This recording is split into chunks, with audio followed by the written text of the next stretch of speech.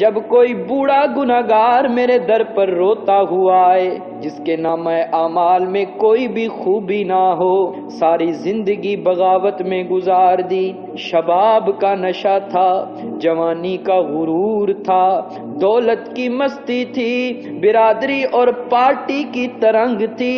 رگوں میں گرم گرم خون کی روانی تھی، بغاوت میں زندگی گزار دی، لیکن اب زندگی کی شام ہو گئی، آنکھوں سے بینائی چلی گئی، کان سے سماعت چلی گئی، زبان لڑکھڑانے لگی، دماغ شل ہو گیا، کمر جھک گئی، ہاتھوں پاؤں میں لرزہ طاری ہو گیا،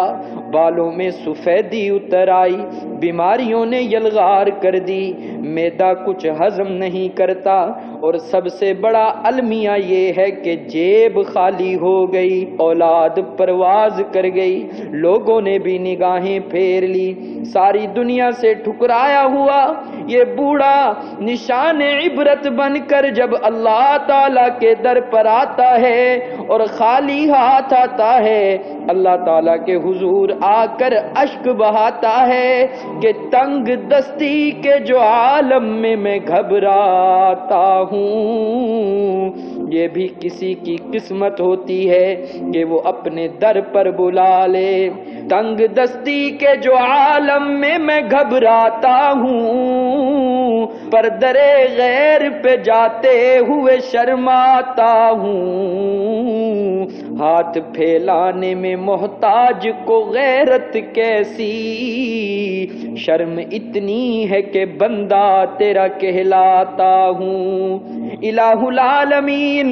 سجدے بھی نہیں کہ سفارش کے طور پر پیش کروں، آہیں بھی نہیں، تسبیحات بھی نہیں، صدقات بھی نہیں، خیرات بھی نہیں، قیام بھی نہیں، رکوع بھی نہیں، حج بھی نہیں، عمرے بھی نہیں، خالی ہاتھ آیا ہوں، اور اس یقین کے ساتھ آیا ہوں اگر تو نے دستگیری نہ کی تو ہلاک ہو جاؤں گا،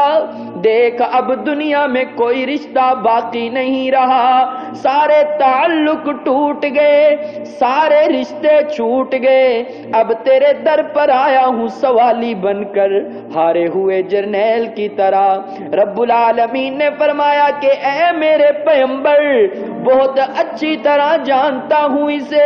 اس کی زندگی کی کتاب کا ایک ایک ورق میرے سامنے کھلا ہوا ہے، اس کی بغاوتیں بھی میرے سامنے ہیں، اس کا اکڑنا بھی میرے سامنے ہے، اس کی خطائیں بھی میرے سامنے ہیں، لیکن آج میں اسے مایوس نہیں کرتا، میری رحمت گوارا نہیں کرتی کہ اسے ٹھکرا دوں، دھتکار دوں، کہ مجھے اس کے سفید بالوں سے حیا آ جاتی ہے۔